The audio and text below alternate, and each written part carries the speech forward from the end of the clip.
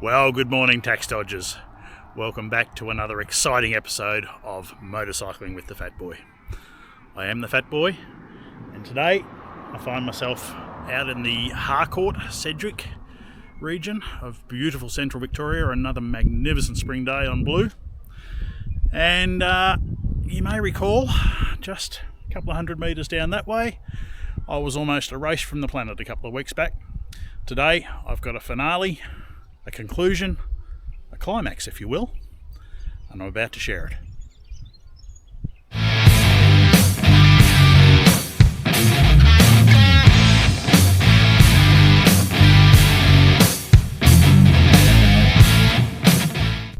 So, for those of you following along at home, I've been out on blue scrubbing in a new set of Michelin Pilot Road 6s.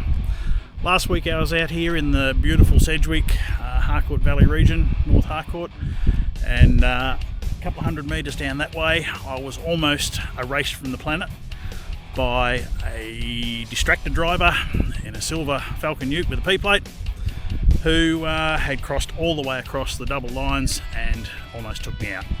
And most people agree, had I not been on a motorcycle, if I'd been in a car or even a truck, it would have been catastrophic, without a doubt.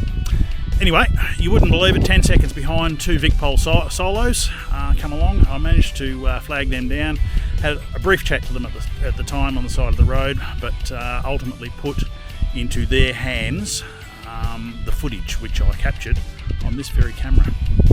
So, we did a lot of toing and froing, not a lot, we did a bit of toing and froing via email, where I submitted the footage, and I have a resolution today, which I want to share with you. A lot of people have been very, very keen to hear how this went.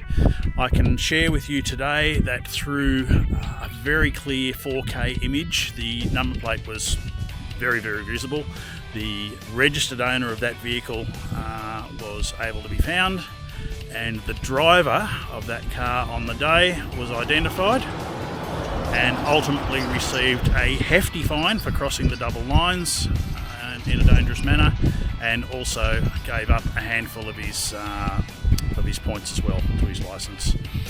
Now, the footage shows that driver that day was displaying a green P-plate, so how that will impact her licence, I don't know, but at the end of the day, the driver was found and has been identified and punished.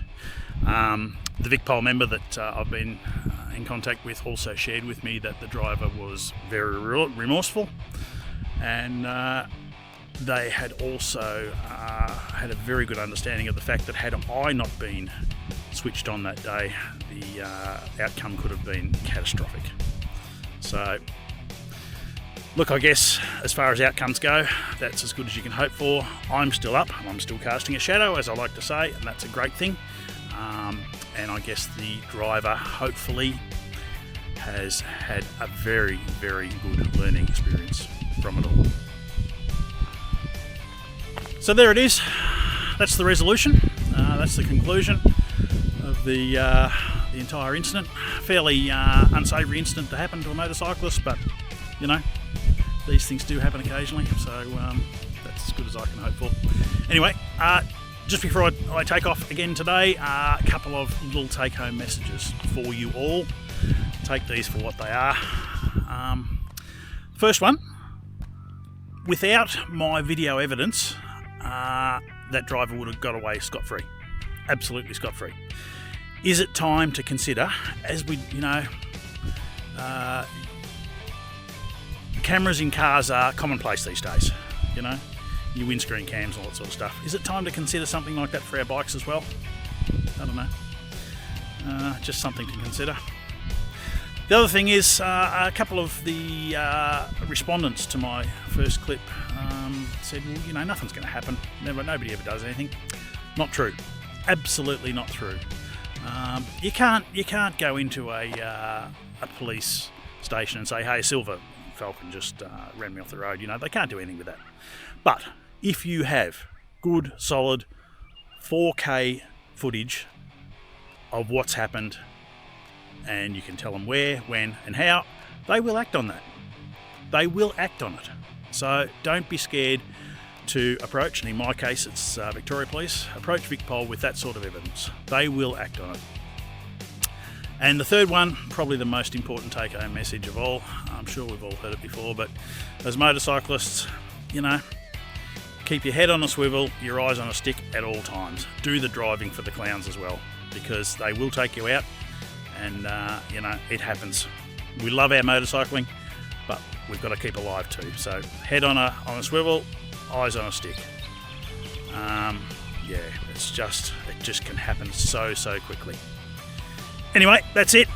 I hope you're all reasonably happy with that conclusion. I know I am. Yeah, a fairly unsavoury incident, as I said, but Badaki still casting a shadow down there, actually, would you believe? Still lives to tell another tale, lives for another day. So that's it. Anyway, like, subscribe, comment, enjoy. Yeah, thanks for watching Motorcycling with the Fatboy. I am the Fatboy, and Darky is out. Cheers.